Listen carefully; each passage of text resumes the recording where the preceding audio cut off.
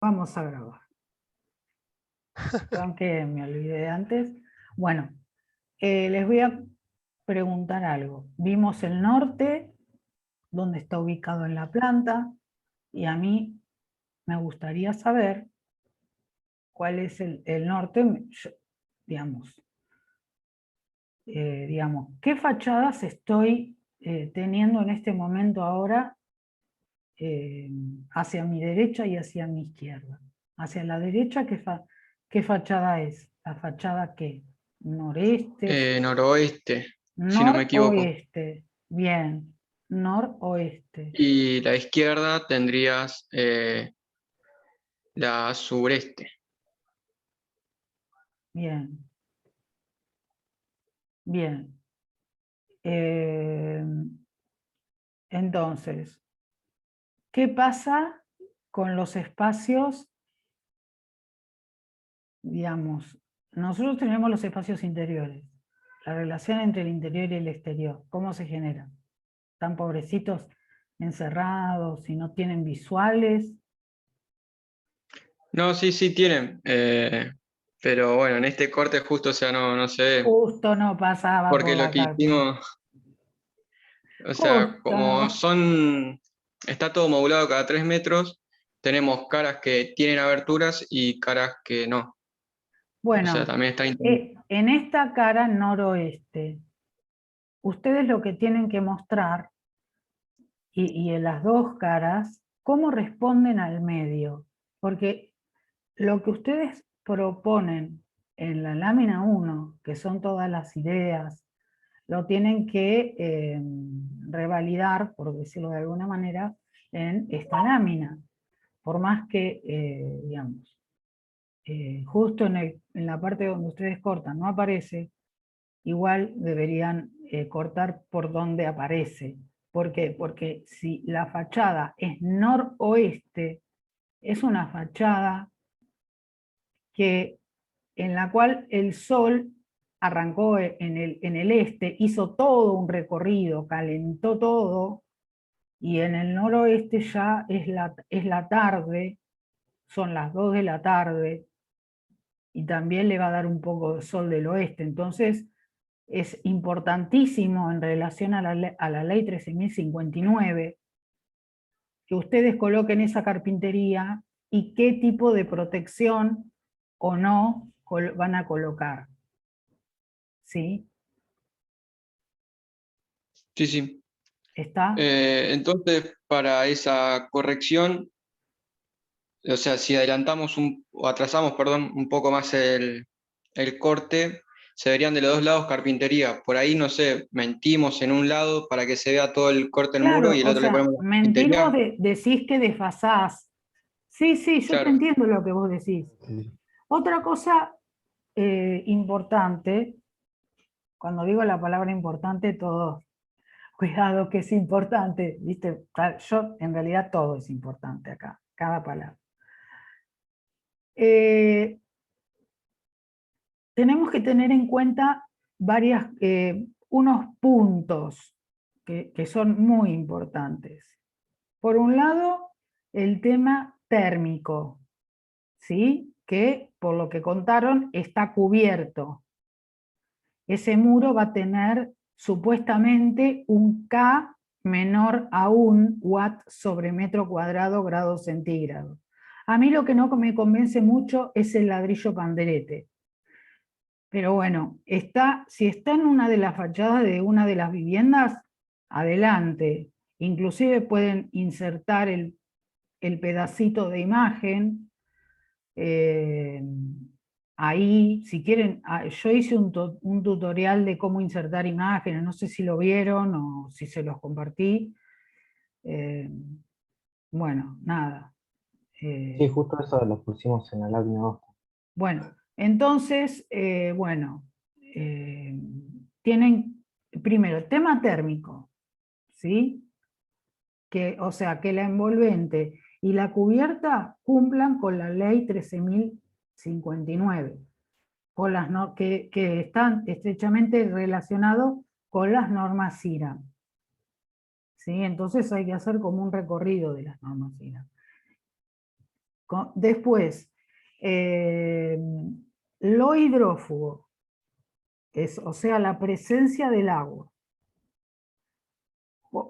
¿En qué puntos tenemos el tema de la presencia del agua?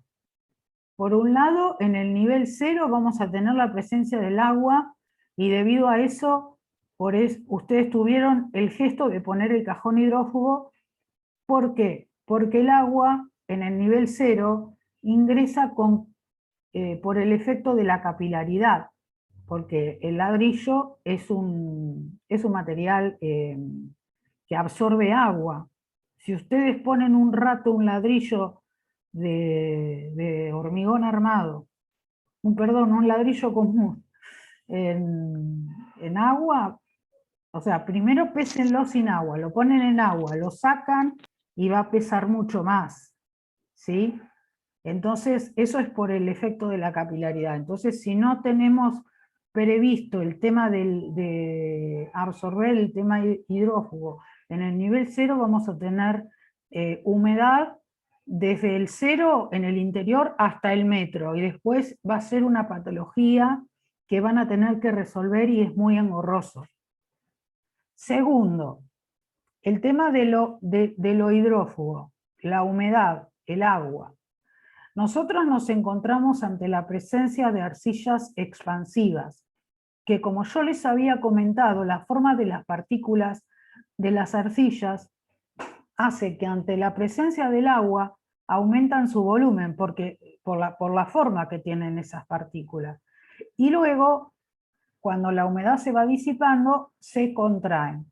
Por lo tanto, para nosotros prever ese tema en nuestra construcción, lo que se hace, que está puesto acá, relleno de tosca compactada, más 60 centímetros, eso es una de las cosas que nos va a ayudar a evitar que, digamos, que el movimiento de la arcilla levante el suelo, ¿sí? Que levante el suelo, sí, el suelo. Después otra cosa que se hace, digamos, acá no se vería, pero digamos, en donde aparece la viga solamente y no con la fundación, se coloca poliestireno expandido, ¿sí? De alta densidad debajo de la viga de fundación, para evitar, digamos, para que haga fuelle entre el suelo y la construcción. Bueno, eso todo lo relacionado con lo hidrófugo, y también hay muchas cosas más. Por ejemplo, que está bien acá, la diferencia entre el nivel 0 y el nivel interior. Siempre tiene que haber una diferencia de nivel entre lo que es el exterior y lo que es el interior. Después, la parte hidrófuga lo vamos a tener en la cubierta. Por eso la necesidad de colocar un aislante hidrófugo según sea el caso de la cubierta, plana y demás. Pero no solamente colocar un aislante hidrófugo, también tenemos que permitir que las aguas de las cubiertas se vayan, ¿sí? Por ejemplo, en este caso, lógicamente tenemos una cubierta a 2 aguas, no vamos a tener ningún inconveniente. Pero en el caso de tener una cubierta plana, como por ejemplo una losa, que seguramente alguno lo planteó, hay que generar una pendiente para llevar las aguas al nivel 0. Y eso se logra a través de, digamos, el contrapiso. Es decir, yo arranco con un contrapiso, ponele de 15 centímetros de alto, para terminar con un mínimo de 5 o 6 centímetros para poder evacuar. Y eso irá, de ahí, de esos 5 centímetros, irá a una rejilla o a un embudo o a lo que ustedes consideren. Las pendientes igual calculen que son mínimas, son 3 Sí, o un 5% de pendiente. sí, O sea, sí, a la sí. vista es muy difícil notar que hay una pendiente, pero siempre tiene que haber, Sí, porque si no, no llegan las aguas a las rejillas. así es. Bueno, después otra cosa relacionada con la humedad. Y esto sería más relacionado con la humedad y la propiedad de los distintos materiales. Nosotros generamos un muro divino, con el K que verifica, con una barrera de vapor, precioso, divino, pero ¿qué pasa cuando llegamos al lugar donde está el perfil? ¿Qué pasa? O sea, el acero, desde el punto de vista de, digamos, esto ya es otro concepto, desde el punto de vista de la condensación o la humedad interior o la humedad interior o exterior, los materiales como acero u hormigón generan puentes térmicos. ¿Esto qué significa? Que como habíamos hablado la vez pasada, como el hormigón, ¿qué habíamos dicho del hormigón? Que tenía un mal K, que para que sea Claro. más o menos, no Bueno, haya mucha transmitación térmica, había que hacer un espesor considerable.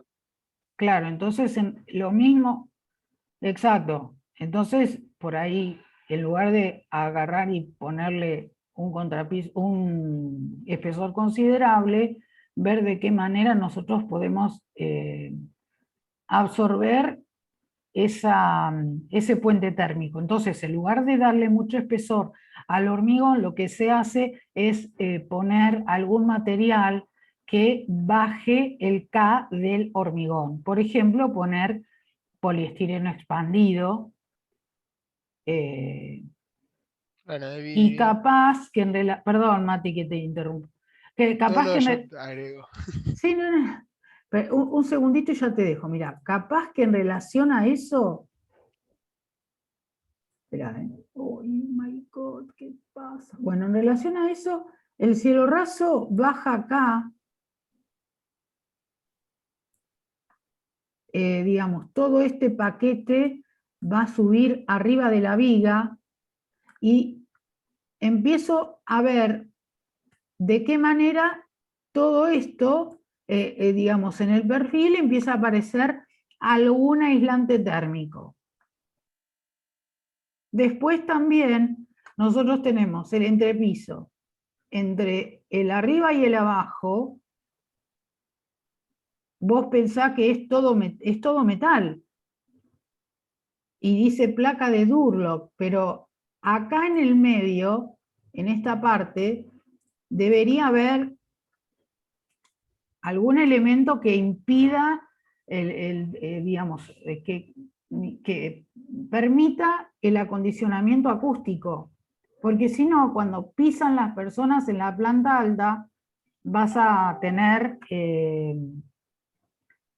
va a ser molesto para los que están abajo. ¿Sí? Bueno.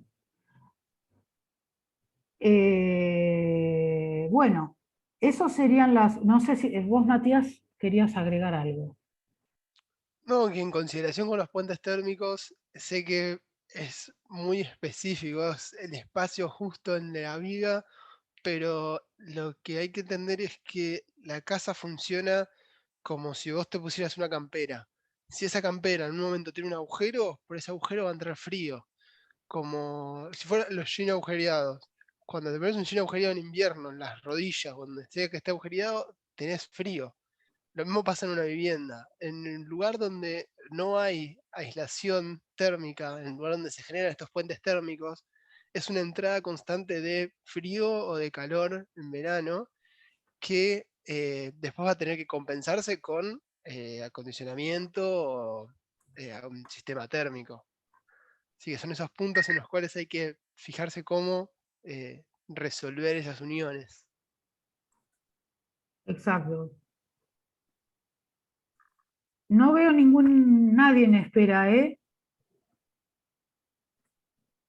Bueno, perdón, nada. Bien, Mati.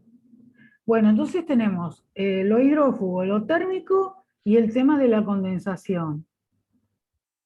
¿Sí? Que ustedes pusieron barrera de vapor. Barrera de vapor. A ver, ¿alguien me puede explicar por qué se coloca barrera de vapor? Es para que no cree humedad en el interior de la pared, o sea, al tener diferencia térmica interior-exterior, se crea este vapor que ingresa al muro y En no el crear... interior... Ay, me está sonando el teléfono de un modo. Lo voy a silenciar, mira. Bueno, bueno, en realidad está bien lo que decís, pero el tema es así. Hay muchos tipos de muros, muchos. Digamos, el que uno quiera diseñar está, ¿sí? El tema es así. El muro absorbe vapor, el vapor que se forma en el interior, como bien decías recién. ¿Para qué voy a cerrar? No sé por qué no puedo cerrar para dibujar. Y no puedo admitir a alguien que está... Para. O sea, cuando quiero admitir a alguien, me aparece... Fíjate que está el panel de Ah, ya está, ya anotar, está. tiene que estar. Sí, sí, sí, sí, ahí está. Bueno, digamos, cualquier muro, ¿sí? Sea del material que sea, el vapor que se forma dentro, en una temperatura interior de 21 grados y una temperatura exterior de 5, que acá en la ciudad de La Plata se da mucho, sobre todo en invierno, bueno, esa diferencia de temperatura de interior mucho mayor que la exterior, ¿sí? Sucede lo siguiente. Yo tengo, no sé qué me está pasando, no sé qué me estaría pasando. Ah, a ver opciones, anotar, ahí está. Bueno, yo tengo mi muro, acá está el muro, ¿sí? Acá yo tengo, ¿dónde aparece mi panel de dibujo? Porque este no es mi panel de dibujo. No lo veo. Ahí. Bueno, no sé qué pasa. No sé qué pasa que no puedo usar mi panel de dibujo. Anotar, por favor. Ahí está. Bueno, entonces, yo acá en la parte interior tengo 21 grados. Acá arranco con 21 grados. Esto es un gráfico de temperaturas. Y acá tengo 5 grados, o sea, muy por debajo. ¿Qué pasa? Empieza, cuando yo tengo un muro, sea que verifique el K o no verifique el K, hay...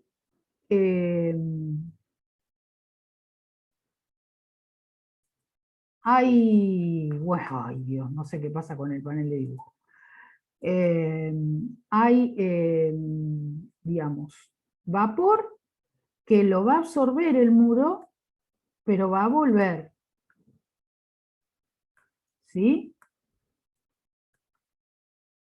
Pero hay vapor que no va a volver y va a seguir atravesando el muro hasta llegar a una...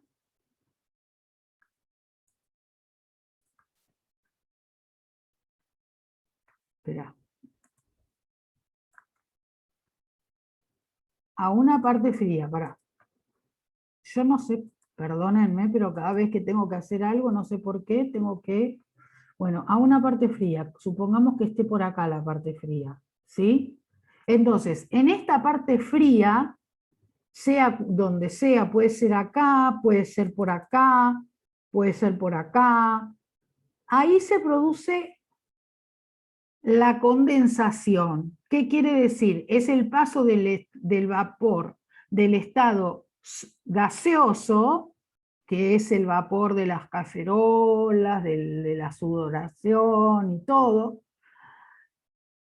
Bueno, va a pasar de gaseoso y llega acá a este punto donde el muro ya está casi la temperatura exterior. Y ahí se va a formar la gota de agua. ¿Sí? Se va a formar la gota de agua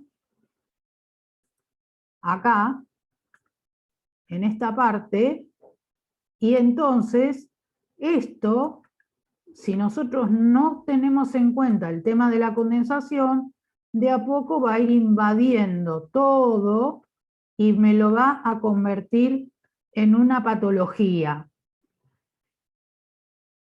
¿Sí? Hasta llegar a la temperatura esta, que son ponerle 5 grados. Mira, ni me quiero imaginar cómo me va a salir la palabra 5 grados centígrados. Bueno, bueno. Ya. Sí. Malísimo. Bueno, y adentro 21, ¿no? 21 grados centígrados. Chicos, por favor, esto es un desastre. Bueno, entonces, es para eso. Entonces, en el caso de ustedes pusieron el tabique de yeso, ese es el que se va a encargar de absorber y, o sea, va a ser el ciclo de, digamos, este que está acá.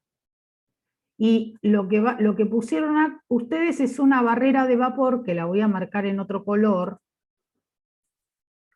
en un color verde, como que salva el muro, bueno, más derechita sería la barrera de vapor, no así. Bueno, entonces pone la barrera de vapor y frena el vapor para que no llegue a la parte fría y se convierta en agua. No es más que el ciclo del agua. ¿Vieron que cuando ustedes estudiaban, cuando digamos, pasábamos del estado gaseoso a líquido, teníamos la condensación, ¿sí? Entonces es lo que tenemos que evitar.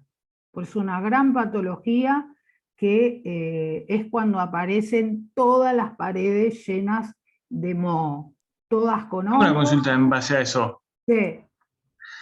Por ejemplo, en lugares húmedos, o por ejemplo como en La Plata, ¿no es conveniente entonces tener calefacción por losa radiante? ¿No? Bueno, mira, esto es un tema que te digo, es una opinión personal que tengo y creo que es acertada. Bueno, a mí me parece que la ciudad de La Plata, la zona templada 3B, no es una zona apta para tener losa radiante, pero no tanto por el tema de la condensación, sino porque nosotros tenemos, de repente, es un clima muy cambiante la ciudad de La Plata. De repente tenés un día que la mínima es 5 y la máxima 15, y ahí vas a necesitar. Y al otro día tenés mínima 15 y máxima 21. Si dejás. Claro. Entonces, ¿qué pasa? Los paneles solares necesitan digamos, un tiempo para puesta en marcha mucho mayor que otros sistemas de calefacción, porque lo que tienen que calentar es la losa. Y cuando sube la temperatura, lo que sucede es que, digamos, tarda en volver a la temperatura, digamos, a una temperatura de losa radiante que no necesitamos. Ese es el motivo por el cual nosotros no necesitamos. Pero sí, digamos, es necesario colocar, según un balance térmico, que obviamente que cuando nosotros tenemos en cuenta todo esto, el coeficiente de transmitancia térmica, digamos, todo lo relacionado con el cuidado del envolvente y de la cubierta, seguramente cuando nosotros hagamos el balance térmico y tengamos que colocar las estufas, vamos a tener un consumo muchísimo menor al que tendríamos si colocáramos ladrillo de 12 afuera, como envolvente, por ejemplo. Claro. ¿Sí? Perfecto. Bueno. Perfecto. Bueno, y gracias. Entonces, temas, humedad, condensación, temperatura son temas, y después sistemas interfaz entre los distintos subsistemas. No solamente la interfaz entre los subsistemas generales, también está bueno que aparezca la carpintería, porque por ejemplo, acá me gustaría saber qué tipo de carpintería es. Después, por ejemplo, arriba de las carpinterías van dinteles. ¿De qué material va a ser ese dintel? ¿Va a ser metálico? Bueno, en fin, hay que pensar en eso. ¿Qué tipo de protección va a tener la carpintería de acuerdo a la orientación? ¿Van a ser fijas? ¿Van a ser móviles? Son todas esas preguntas que ustedes tienen que hacerse. Y dicho esto, vamos al siguiente trabajo. Buenísimo, muchas gracias, profe. No, por favor. Buenísimo. A ver, Mati, que no sé qué me Buen había trabajo. pasado con el anotar, me estaba volviendo loca. Seguimos con otro que no puso nombre de grupo. Camila Burgois, Sofía Diona, María Paula Delfino. A ver, chiquis, a compartir. Sí, comparto. Dale. Vamos. Bueno, ¿les sirvió la corrección? Acá yo les voy a explicar una cosa, chicos. A todos. Hay una manito levantada. Iñaki Mujica levantó la mano. O no, o fue así. A ver. Probando. A ver. Ah, no. Se arrepintió. Ah. A ver. Hola, profe, hay una compañera en espera. Ya no hay, ya no hay. Bueno. Tenemos 5 minutos. Explicás la idea y después seguimos. Continuamos en el próximo. ¿Mm? Ok. Bueno. Acá tenemos... No Una sé, co- habíamos hecho las primeras láminas que cuentan la idea. No sé si querés ¿La que tenés? compartamos. Sí. Ah, ahora sí hay una Mari, si querés compañera. mostrar la lámina de la planta para que entiendan dónde cortamos. Sí, Sí, pero aquí lo tengo que más buscar. que nada eso. Por ahí lo que estaría bueno en la lámina 3, que hagan un esquemita con el norte y ponen por dónde hacen el corte, no sin detalle. Claro, chiquita arriba. Bueno, acá hicimos las primeras 2 láminas contando Ah, bien. el clima y bueno, en Espera, medio lo que espera. elegimos. Volvé a la anterior, a ver. Está.